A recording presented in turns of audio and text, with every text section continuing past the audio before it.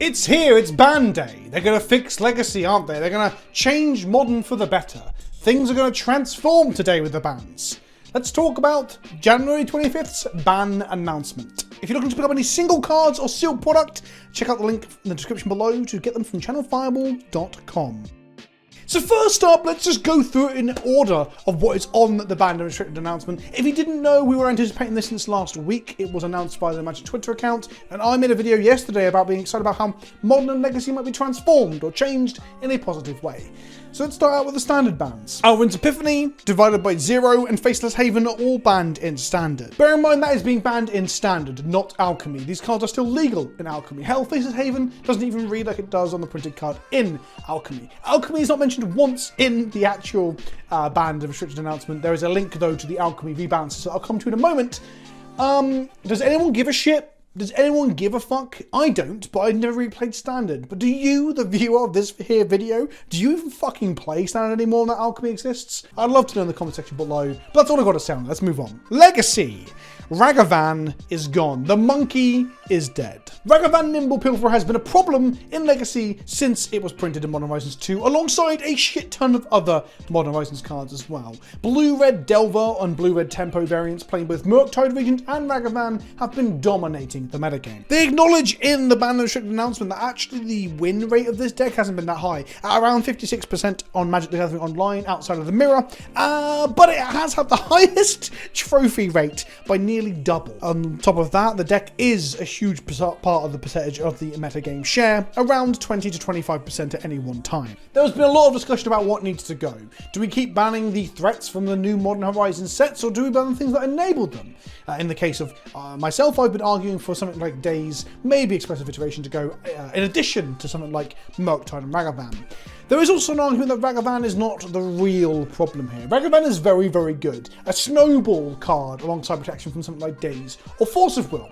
But Murktide Regent is the more resilient threat that doesn't die to nearly anything in the fucking format. There is actually a discussion and an argument from some trophy leaders in the Legacy community that Ragavan being banned just forces Ragavan decks like Delver to become the better version of themselves. That Ragavan was actually bad into the Chalice matchups, for example, and that Brazen Borer and similar cards could replace Ragavan on the list to make it a better all-comers taking a deck list. I don't think Ragavan being banned was enough. I do think that Delver will continue to be, if not a super high win rate, but a large percentage share of the metagame. Because Force of Will, Days, Murktide Regent, and Brainstorm, and Ponder, and Preordain, and Expressive Iteration, yes, I'm listing off the whole deck. But all these cards, they come together to create a force that I think will be the dominant deck in Legacy for time to come, and we will see another ban from this archetype in time. I don't think Legacy is saved or fixed by this, and it's kind of a disappointment. Next up, Modern.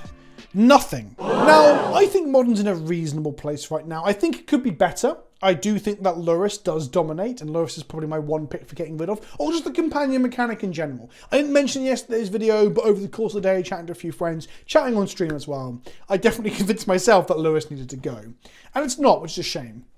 I also think things like Fury going would have been fantastic because that would help creature decks to be better in the meta game, especially decks that I like to play. That's my dog getting angry at a guest at my house. So I think Fury going would have been good, and I would like to see some unbans as well to really shake up Modern. But none of that happened. Modern was just left to be as it is, and that's not too bad. I'm a bit disappointed, not so excited, but honestly, Modern is fine. So let's move on to Historic. Memory Lapse is finally fucking banned. The big upside of this is that it was already suspended. That means we're going to get a fucking wild card for it about Time Wizards. On top of that, Teferi Time Raveler has been unbanned and has been adjusted. Teferi was banned for quite some time now. It's now been unbanned. It's made 4 mana. It starts with 5 loyalty. So up by 1 mana and up by 1 loyalty. And its static abilities become your opponents can't cast spells during your turn, as opposed to at sorcery speed. This means that suspend cards can come off. It means that you can flash things in your own turn and so on. It does make it not as good. Ultimately, I think this is a positive change, although honestly, I'm not really into Digital Levato anyway. It also means that Historic is now going to have just sweeping changes regularly Legacy alongside Alchemy. As of January 27th, we've had changes across so many fucking cards. I'm not even going to cover them all in this video. I will just highlight that Acererak got changed, for example,